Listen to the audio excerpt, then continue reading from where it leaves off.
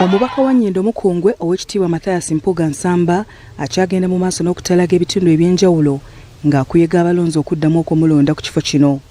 Mpuuga abadde ku kyalo Kidda mu kibuga Masaka wabadde aperereza abalonzi okumwesiga ne bannakibiina kya Democratic Front mu kulonda okubindabinda.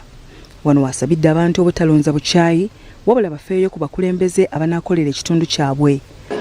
Abavubuka abawattuuyo abalowooza ndi buli kintu ky'amaanyi mubuuze abantu abakulu abali wano kiki ekyafuula Buganda ensi ey'enjawulo. Baafunanga abakulembeze abafumiitiriza.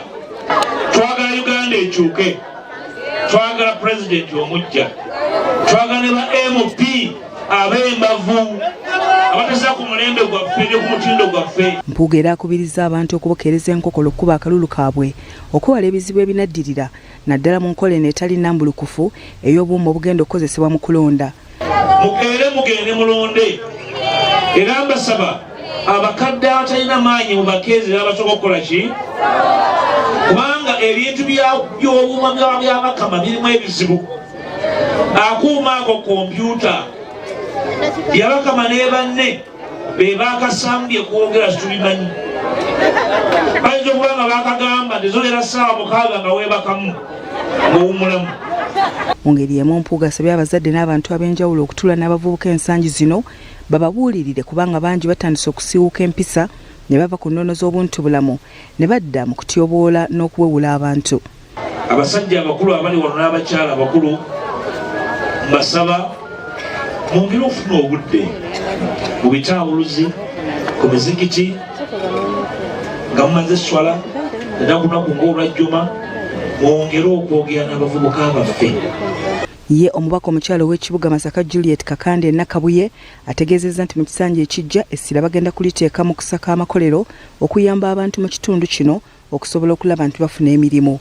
Basaba ne bannyabo tulina enteekateeka ennene ey'okulaba nga tuleeta nga ekibuga Masaka kifuna industrial park. Industrial park kiba kibangirizi ky'amakolero. Buli oyagala kubaava abantu baffe balowooza tukinaguka naye bwe tunaabeeranga n'ebizibu ne bitoogerwako ne tutabikubanga ku mmeeza tebijja kuvaawo.